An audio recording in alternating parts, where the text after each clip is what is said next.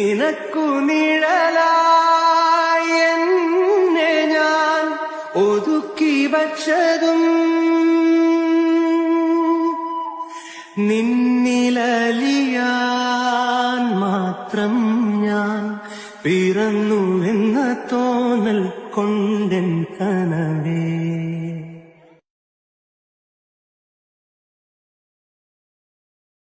എന്തായി, നീ അന്വേഷിച്ചോ? യാ, അവൻ അങ്ങനെ ഒരു ഇന്റൻഷൻ എബിയോടില്ല. എബി നിന്റെ കമ്പനിയിലെ സ്റ്റാഫാണെന്നല്ലാതെ നിങ്ങൾ തമ്മിലുള്ള കണക്ഷൻ ഒന്നും അവൻ ഇതുവരെ അറിഞ്ഞിട്ടില്ല. എബി അതിനെ കുറിച്ചിട്ടൊന്നും പറഞ്ഞിട്ടില്ലെന്ന് തോന്നുന്നു. എബി എന്തായാലും അതിനെ കുറിച്ച് പറയില്ല, ബിക്കോസ് അവൻ അത് പ്രൈവറ്റ് ആക്കി വെക്കാനാ താല്പര്യം. എന്തായാലും എന്നോടുള്ള ദേഷ്യത്തിന് അവൻ എബിയെ ടാർഗറ്റ് ചെയ്യുന്നില്ലല്ലോ. എനിക്കതായിരുന്നു പേടി. അങ്ങനെ അങ്ങ് ആശ്വസിക്കാൻ വരട്ടെ. അവൻ എബിയെ നിന്നെ ട്രാപ്പ് ചെയ്യാൻ വേണ്ടി ടാർഗറ്റ് ചെയ്യുന്നില്ലെന്ന് ഞാൻ പറഞ്ഞോളൂ. പക്ഷേ അവൻ ഇപ്പൊ എബിയോട് അടുക്കുന്നതിന് വ്യക്തമായൊരു കാരണമുണ്ട്. എന്ത് കാരണം? നീ എന്ത് ഉദ്ദേശത്തിലാണോ എബിയോട് അടുക്കുന്നത്, അതേ ഉദ്ദേശം തന്നെ. What? Yes, he is in love with him. At the first moment he saw him.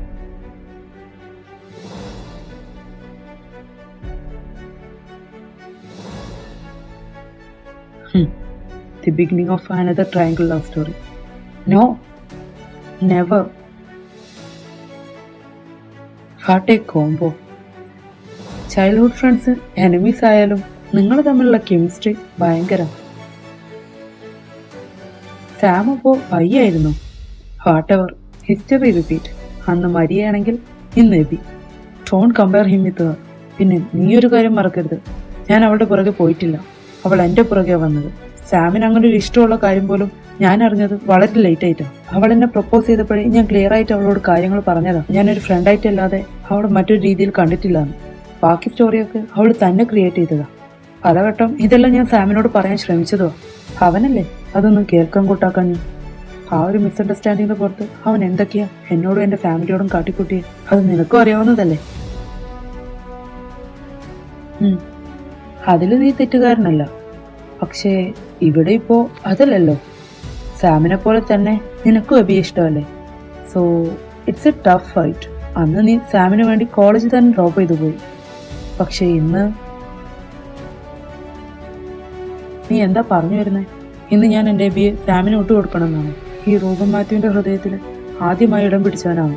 സാമിന് വേണ്ടി ഒരിക്കൽ എന്റെ കരിയർ വരെ ഞാൻ നഷ്ടപ്പെടുത്തിയവനാണ്. പക്ഷേ ഇന്ന് എബി അവൻ എന്റെയാ, എന്റെ ലൈഫാ. സോ ഞാൻ എന്റെ ലൈഫ് അവന് വേണ്ടി വിട്ടുകൊടുക്കണമെന്നാണ്.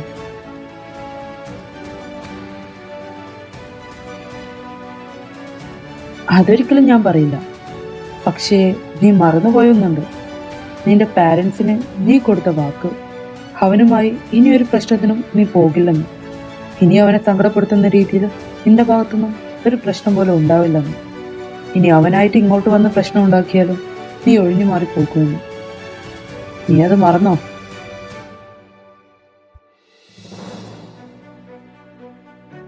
അത് പിന്നെ മമ്മിയുടെ കസിന് എന്റെ പാരൻസിനോട് ചെയ്ത പോലെ തെറ്റ് ഞാനൊരിക്കലും ചെയ്യരുതെന്ന് കരുതിയോ? എന്റെ ഭാഗത്തൊരു തെറ്റുമില്ല. ഞാനൊരിക്കലും അവരുടെ റിലേഷനിൽ ഒരു വില്ലനായി പോയിട്ടില്ലെന്ന് അറിഞ്ഞിട്ട് പോലും എന്റെ മമ്മി എന്നോട് അങ്ങനെ പറഞ്ഞു. പക്ഷേ ഇത് അങ്ങനെയല്ലല്ലോ. പിന്നെ എങ്ങനെയാ? നീ ഒന്നോർക്കണം എബിയെ കുറിച്ച്. നിങ്ങൾ രണ്ടുപേരിൽ എബി ചൂസ് ചെയ്യാൻ പോകുന്നത് സാമിനെ ആണെങ്കിൽ പിന്നെ നീ എന്ത് ചെയ്യും? നീ അവനെ വിട്ടുകൊടുത്തേ പറ്റൂ. നീയല്ലേ പറയാറ് നിനക്ക് ലവ് സ്റ്റോറിയിലെ വില്ലന്മാരെ ഇഷ്ടമല്ലാന്ന്. സോ എബി സാമിനെ ചൂസ് ചെയ്തു കഴിഞ്ഞാൽ നിന്റെ ലവ് സ്റ്റോറിയിലെ വില്ലൻ നീ തന്നെയായിരിക്കും. നോ, ഇല്ല, എബി ഒരിക്കലും അങ്ങനെ ചെയ്യില്ല. നിനക്ക് എങ്ങനെ അത് ഉറപ്പിച്ചു പറയാൻ പറ്റും? നിന്നെ എബി കാണുന്നത് ഒരു ബ്രദറിന്റെ സ്ഥാനത്താണ്. പക്ഷെ സാമിനെ കാണുന്നത് ഒരു ഫ്രണ്ടായിട്ടും. ഒരു ബ്രദറിന് ഒരിക്കലും ഒരു ബോയ് ഫ്രണ്ട് ആകാൻ പറ്റില്ല. പക്ഷേ ഒരു ഫ്രണ്ടിനെ കൊണ്ട് പറ്റും.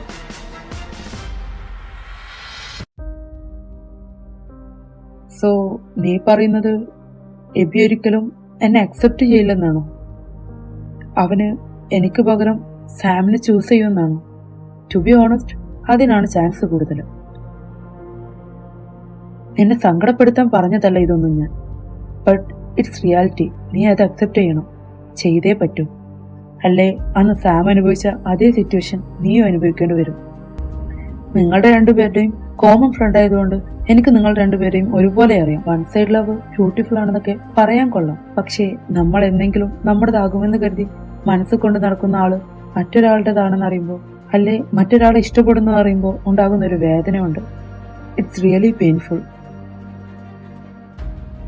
ഇന്ന് എബി അവനെ ചൂസ് ചെയ്യുമെന്നുള്ളൊരു തോന്നൽ തന്നെ നിനക്ക് ഇത്രമാത്രം വേദനിച്ചുവെങ്കിൽ, അന്ന് മരിയ അവനോട് കള്ളം പറഞ്ഞതാണേലും നിങ്ങൾ തമ്മിൽ ഇഷ്ടത്തിലാണെന്നും നിങ്ങൾ തമ്മിൽ ഫിസിക്കൽ റിലേഷൻ വരെ ഉണ്ടായിട്ടുണ്ടെന്നും നിനക്ക് അവളോടുള്ള ഇഷ്ടം അറിഞ്ഞതുകൊണ്ട് മാത്രമാണ് അവൻ അകലം പാലിക്കുന്നതെന്നും അവനില്ലാതെ അവൾക്ക് ജീവിക്കാൻ കഴിയില്ലെന്നൊക്കെ അവന്റെ മുഖത്ത് നോക്കി പറഞ്ഞപ്പോൾ എന്തായിരിക്കും അവന്റെ അവസ്ഥ നിനക്ക് ചിന്തിക്കാൻ പറ്റും. അപ്പോ അതുകൊണ്ടാ ഞാൻ അന്നു മുതൽ ഇന്ന് വരെ പറഞ്ഞത്, നിന്നോടും നിന്റെ പാരന്റ്സിനോടും അവൻ കാണിച്ചതൊക്കെ ആ ഫ്രാക്ഷൻ ഓഫ് സെക്കൻഡിൽ അവന്റെ കൈവിട്ടു പോയപ്പോൾ ചെയ്തതാണെന്ന്. പക്ഷെ അവൻ നിന്നെ കേൾക്കാൻ കൂട്ടാക്കാത്തത് അത് അവന്റെ തെറ്റ് തന്നെയാണ്. എന്നിരുന്നാലും അപ്പൊ അത് കേൾക്കാൻ പറ്റിയ ഒരു മാനസികാവസ്ഥയിലല്ലായിരുന്നു അവൻ.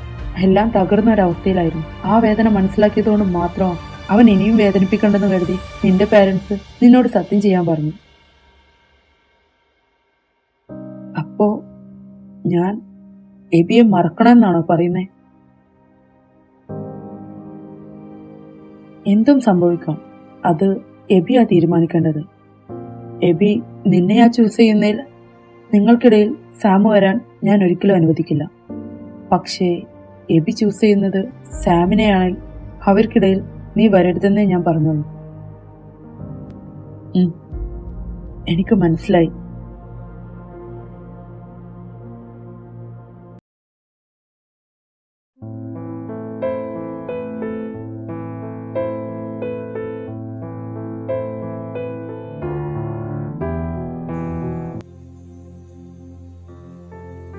ഇച്ചൻ ഇത് എന്താ ആലോചിച്ചിരിക്കുക? ഞാൻ കുറെ വിളിച്ചു, പിന്നെ റെസ്പോൺസ് ഒന്നും കേൾക്കാത്ത കാരണം ഞാൻ ഇനി കയറി പോന്നു. അത് ഞാൻ മെയിൽ ചെക്ക് ചെയ്യായിരുന്നു, ഞാൻ ശ്രദ്ധിച്ചില്ല. അല്ല, നിന്നോട് ഞാൻ പറഞ്ഞിട്ടില്ല എന്റെ ക്യാബിൽ കയറാൻ നിനക്ക് പെർമിഷന്റെ ആവശ്യമില്ലാന്ന്. പിന്നെന്തിനാ നീ പെർമിഷൻ ചോദിക്കാൻ തന്നെ? നിനക്ക് ഇങ്ങോട്ട് കയറി പോന്നാ പോരെ? അത് ഞാനൊരു ഫോർമാലിറ്റിക്ക് ചെയ്താ.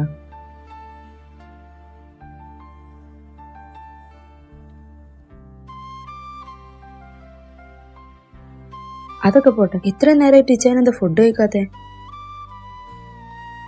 ഞാൻ ഫുഡ് കഴിച്ചില്ലാന്ന് നിന്നോടാരാ പറഞ്ഞു? അതൊക്കെ ഞാൻ അറിഞ്ഞു. ഇച്ചാൻ ഒരു കാര്യം മറക്കണ്ട, ഇപ്പോ ഇച്ചാന്റെ അസിസ്റ്റന്റ് ഞാനാ. സോ ഇച്ചാന്റെ എല്ലാ കാര്യങ്ങളും ഞാൻ അറിയും. ഓഹോ, അല്ല ഇതൊരു ഓഫീസിൽ വന്നു കഴിഞ്ഞാൽ സാറായിരുന്നല്ലോ, ഇപ്പോ ഇച്ചാനായോ? അത് പിന്നെ ഇടയ്ക്ക് ഞാനത് മറന്നുപോകും, അതാ. ഇപ്പൊ നമ്മൾ രണ്ടുപേരും മാത്രമല്ലേ ഉള്ളൂ, അപ്പൊ പിന്നെ വലിയ പ്രശ്നമല്ല. ഇച്ചയും വിഷയം മാറ്റാതെ കാര്യം പറ, എന്താ ഇച്ചയും ഫുഡ് കഴിക്കാത്തെ? എനിക്ക് കുറച്ച് വർക്ക് ചെയ്ത് വെക്കാണ്ടായിരുന്നു, അത് കാരണം. എന്നാ ഇതാ ഇത് കഴിച്ചേ. എനിക്കിപ്പോ വേണ്ട എബി, എനിക്കിപ്പോൾ വിശപ്പില്ല. എനിക്കാണ് ഒരുപാട് മെയിൽ ചെക്ക് ചെയ്യാനുണ്ട്. സോ ഞാൻ പിന്നീട് കഴിച്ചോളാം.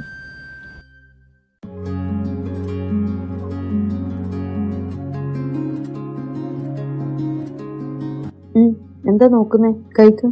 ഇച്ചാൻ കൈ കൊണ്ടല്ലേ വർക്ക് ചെയ്യുന്നേ, വായ കൊണ്ടല്ലല്ലോ. സോ കഴിക്കും.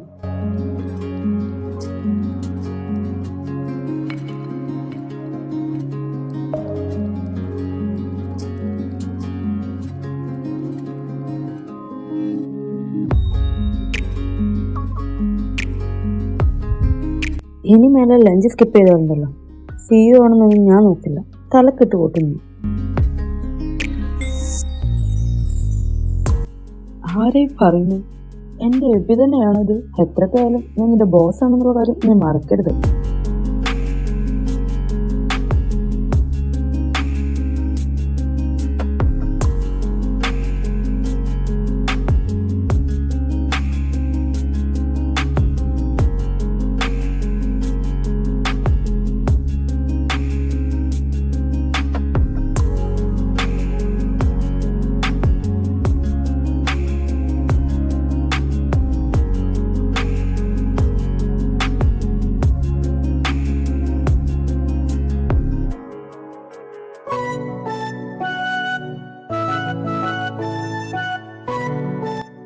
വന്നത് ഡിസ്റ്റർബൻസ് ആയോ രണ്ടുപേർക്കും?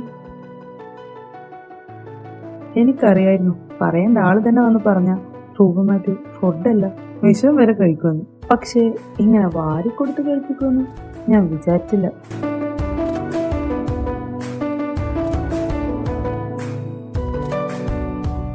അത് പിന്നെ ഞാൻ ഇപ്പോൾ ബോസിന് വർക്ക് ഉണ്ടെന്ന് പറഞ്ഞപ്പോ ഞാൻ തപ്പി കളിക്കണ്ട, എനിക്കെല്ലാം അറിയാം. നിങ്ങൾ തമ്മിലുള്ള ഫസ്റ്റ് മീറ്റപ്പ് മുതൽ നീ ഇവന്റെ കൂടെ താമസിക്കുന്ന വരെ എന്നുള്ളത് എനിക്കറിയാം. എന്തായാലും നിന്റെ ചേന് നീ ഫുഡ് വാരി കൊടുക്കുന്നതിൽ എനിക്കൊന്നും പറയാനില്ല. പക്ഷേ ഇതൊരു ഓഫീസാണെന്നുള്ള കാര്യം രണ്ടുപേരും മറക്കാതിരുന്നാൽ മതി. Sorry sir. ചേച്ചി സോറി, ഞാൻ പോവാ. നിങ്ങളെ ഊട്ടലും ഊട്ടിക്കലൊക്കെ കഴിഞ്ഞിട്ട് ടൈമുണ്ട്, ആ പ്രൊജക്റ്റ് കൂടി ഒന്ന് ചെയ്യണേ. ഇനി ആ പ്രൊജക്റ്റിന് അധിക ദിവസമില്ല, അതുകൊണ്ട് പറയാം. യാ ഐ നോ, നീ ഇപ്പോ ചെല്ലാൻ നോക്കാം.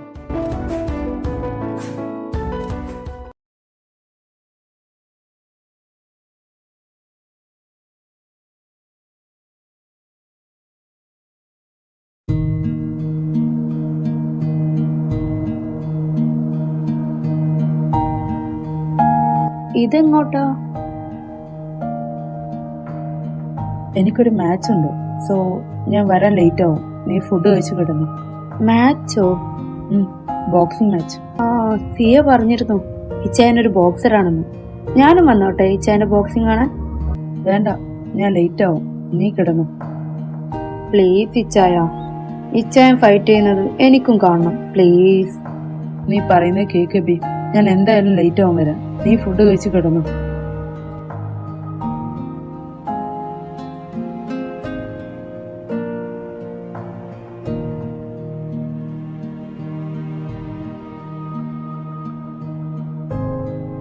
ഓക്കെ, ഇനി ഇതിന്റെ പേരിൽ സങ്കടപ്പെടണ്ട. ചെല്ല്, പോയി റെഡി ആയിട്ട് വാ. അതാണ് എന്റെ ചേട്ടൻ. ഞാൻ ഇപ്പൊ വരാവേ.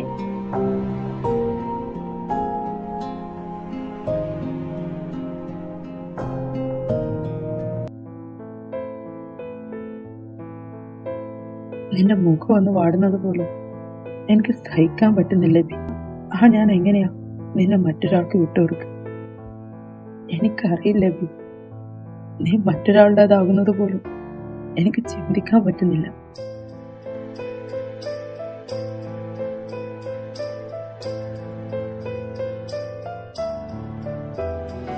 പോകാം.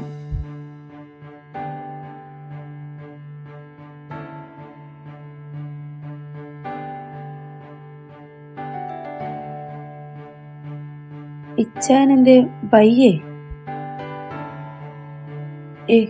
ഒന്നുമില്ല, നീ പോയി കാറിലിരിക്കുക, ഞാനൊന്ന് വാഷ്റൂമിൽ പോയിട്ട് വരാം.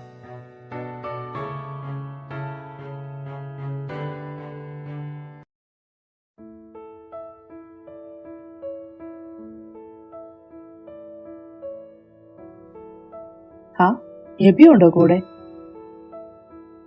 എബി, നീ ജെയ്സലിന്റെ കൂടെ ചെല്ല്. മാച്ച് കഴിയുന്നവരെ ഇവന്റെ കൂടെ തന്നെ നിന്നോണം, വേറെ എങ്ങോട്ടും പോകരുത്. ജെയ്സൽ, നീ ഇവനെ കൊണ്ട് ചെല്ല്. നോക്കിക്കോണം.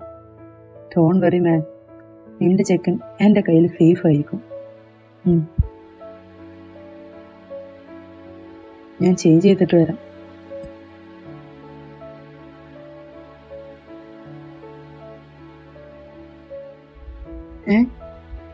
ഇവനിതെന്ത് പറ്റി?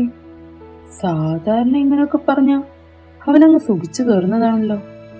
ഇതെന്ത് പറ്റി? സർ, പോകാം.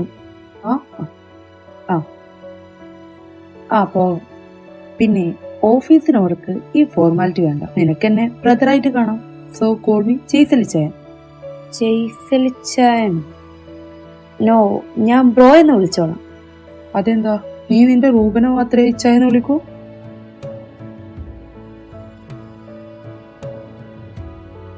ബ്രോ എങ്കിൽ ബ്രോ. വാ, നമുക്ക് പോയി നിന്റെ ഇച്ചായന്റെ ഫൈറ്റ് കാണാം.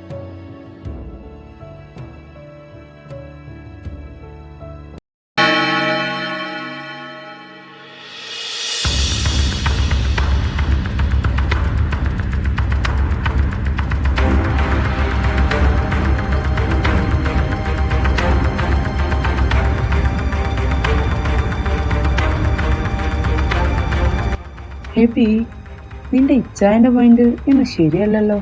എന്തെങ്കിലും പ്രശ്നമുണ്ടെന്ന്? അതെന്താ അങ്ങനെ പറയാൻ?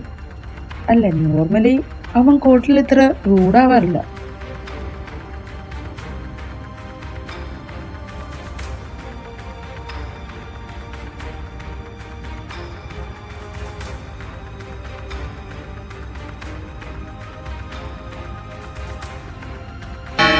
As usual, he's the winner.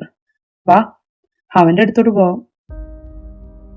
ഏയ് എബി, നീ ഇവിടെ ഒന്നുമല്ലേ? വാ, അവൻ വിൻ ചെയ്തു. നമുക്ക് അവന്റെ അടുത്തോട്ട് പോവാം. ആ, പോവാം.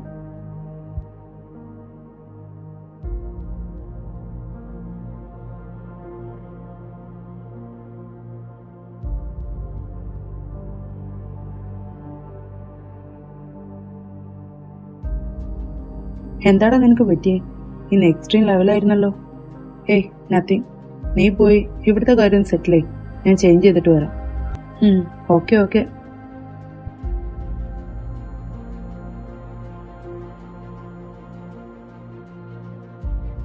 ഇച്ചായ, ആ എബി, നീ ഇവിടെ ഇരിക്കും. ഞാൻ പോയി ഇതൊന്ന് ചേഞ്ച് ചെയ്തിട്ട് വരാം.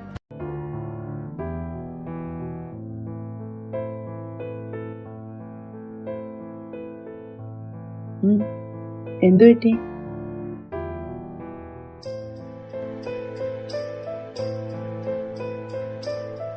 എബി, എന്തു പറ്റി? എനിക്കറിയാം ഇച്ചായൻ ഓക്കെ അല്ല. എന്നോട് ഇച്ചായൻ പറയാത്തതാണെന്നും അറിയാം. ഞാനത് ചോദിക്കുന്നുമില്ല. പക്ഷേ ഇച്ചായൻ എന്ത് പ്രശ്നമുണ്ടേലും എന്ത് സങ്കടം ഉണ്ടേലും ഇച്ചായൻ്റെ കൂടെ എന്നും ഞാനുണ്ടാവും. ഇച്ചായൻ ഹാപ്പി ആയിരിക്കുന്നത് കാണാനും എനിക്കിഷ്ടം. നീ എൻ്റെ കൂടെ ഇന്ന് ഇതുപോലെ ഉണ്ടായാൽ മാത്രം മതി. ഞാൻ ഹാപ്പിയാവും. ഞാൻ അവിടെ പോവാൻ ഞാൻ എന്നും ഉണ്ടാവും എൻ്റെ ഇച്ചായൻ്റെ കൂടെ.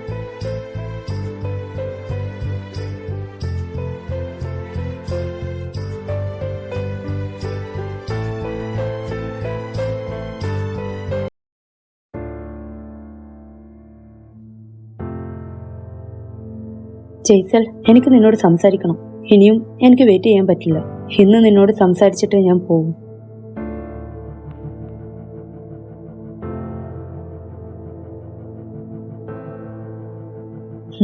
ഓക്കെ, റൂബിനോട് പറഞ്ഞിട്ട് പോവാം.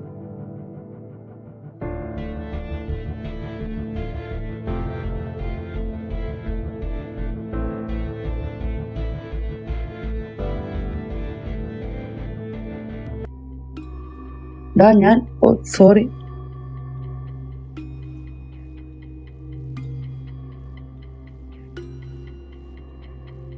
എബി, നീ? ജിഷ്ണു, നീ എന്താ ഇവിടെ? അതവിടെ നിൽക്കട്ടെ, നീ എന്താ ബോസിന്റെ കൂടെ? അതും ഇങ്ങനെ? അത്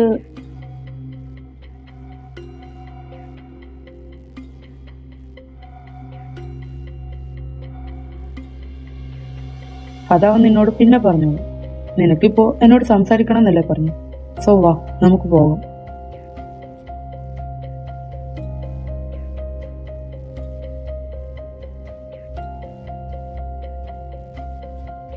രൂപ, ഇന്നത്തോടെ ഇതിനൊരു തീരുമാനം ഉണ്ടാക്കിക്കൊള്ളണം. ഇനിയും വൈകിച്ചു കഴിഞ്ഞാൽ അത് നിനക്ക് വലിയ നഷ്ടമായിരിക്കും. പ്രിയപ്പെട്ടവര് നമ്മളുടെ അകന്നു പോകുന്നത് ദാറ്റ്സ് വെരി പെയിൻഫുൾ.